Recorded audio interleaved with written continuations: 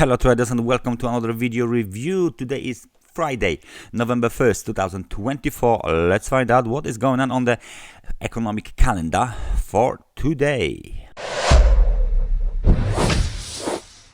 First Friday of the month, do we have the non-farm payroll? Do we have the non-farm payrolls? Yes, we do have non-farm payrolls, as it is in every first Friday of the month. Non-farm payrolls, main event of today. Remember, 1:30 this time, because if you are in the, of course, in the European zone or somewhere around the Central European time zone, basically, so it's a 1 hour earlier than the usual 2:30. 1 hour earlier, 1:30. But let's go to the Asian session.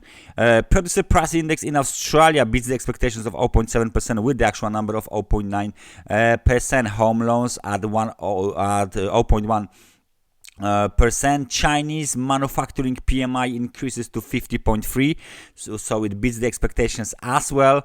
And then we enter the London session. Nationwide HPI from the UK at the level of 2.4%, down from 3.2%. Retail sales in Switzerland down from 2.7% to 2.2%. CPI in Switzerland down up apparently from minus 0.3 to minus 0.1. We are still waiting for the PMI data from Spain and from the Switzerland. At 10:30 we got the manufacturing PMI data from the UK, and then we jump straight on to the New York session. US session starts with average hourly earnings, of course, non-farm payrolls, unemployment rate, and that's everything. And that's everything is scheduled for release at 1:30. Then we got manufacturing PMI data at 2:45. At 3 o'clock we got the ISM manufacturing employment and manufacturing PMI data as well. US Baker Hughes oil rig count is scheduled for release at 6 o'clock, and Atlanta Fed GDP now is scheduled for release at 7 o'clock, and that's about it. The major event of today, non-farm payrolls, is scheduled for release at 1:30.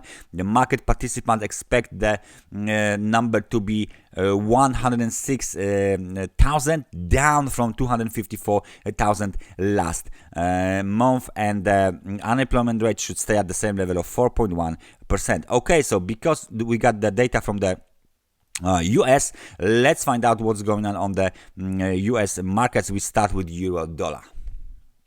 Euro dollar for our chart is improving the bounce towards the first technical resistance, 1.0894, and the local high was made just 5 pips away, 1.0889. We got the first pin bar here, then we got the second pin bar here, and now we going lower below the level of the below the 100 periods moving average. Still 1.0893 is the major technical resistance in a short-term time frame, obviously. But if we take a look at the RSI, we can see it's strong RSI, strongly bouncing from the extremely oversold conditions. Now there is still a room to the upside here before we will hit the extremely overbought conditions. There is still, of course, room to the upside here. There's the waiting that the technical resistance levels are waiting for a test, so it's quite possible that we will extend the upward movement if the data will trigger this kind of a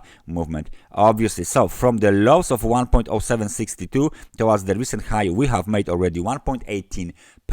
Quite nice movement to the upside, and it's now definitely obvious that this movement to the upside is no longer the part of the downside the trend. This is something completely new. Might be local correction to the upside, but as you can see, this is still quite weak movement, quite weak cycle, and it's in a 3 waves only. So it's clearly has it clearly has a corrective structure.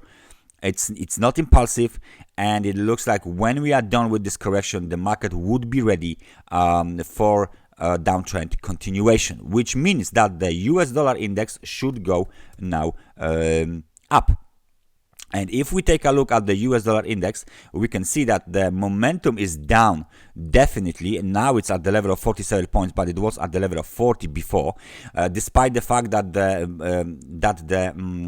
prices here are making higher highs, right? But now we are doing the best to resolve this the divergence between prices and the momentum. The best tested the level of 103.92. Local low was made here at 103.81. Let's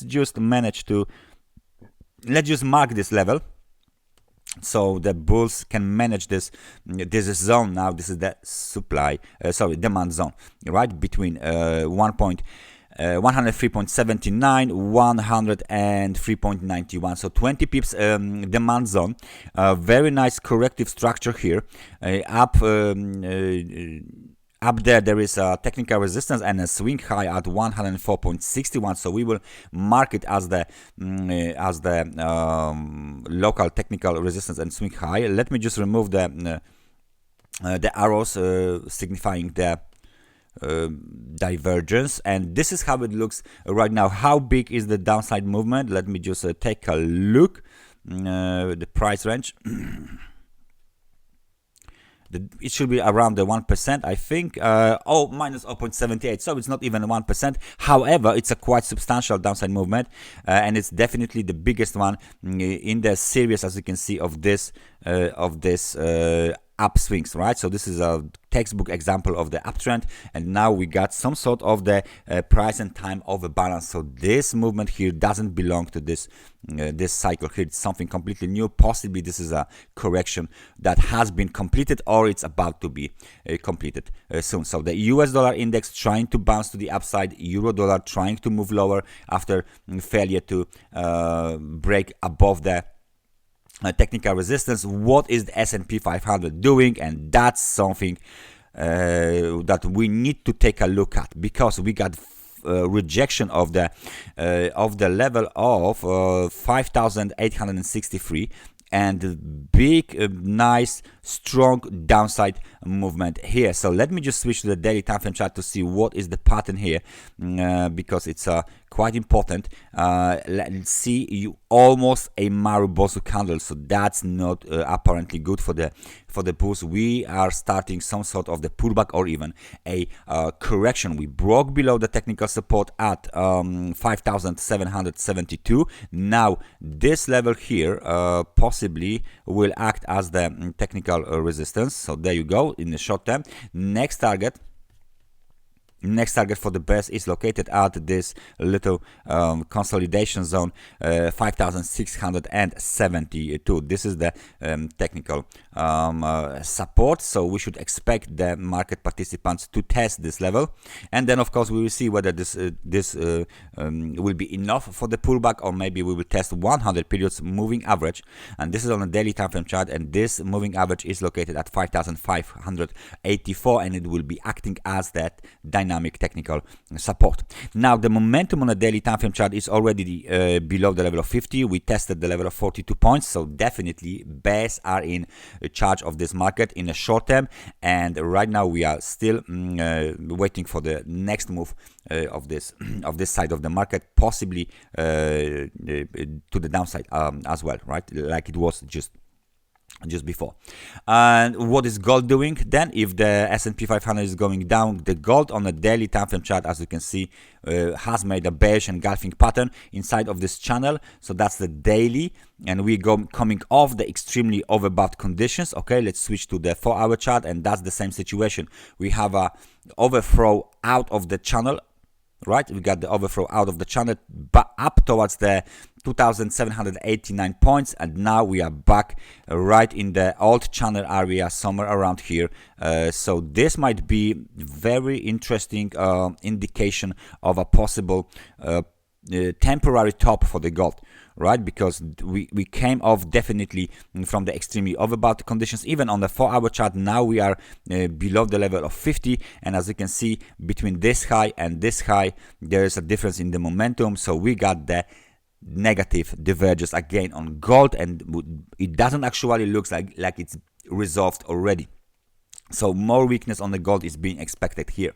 Now, last but not least, Bitcoin. So the failure to break above the level of 74,000, the major level, because it's an all-time high, resulted in a very swift sell-off. How much did we retrace? That's the question here. Let me just apply the Fibonacci retracement here to our last chart, so we can see where are we at right now.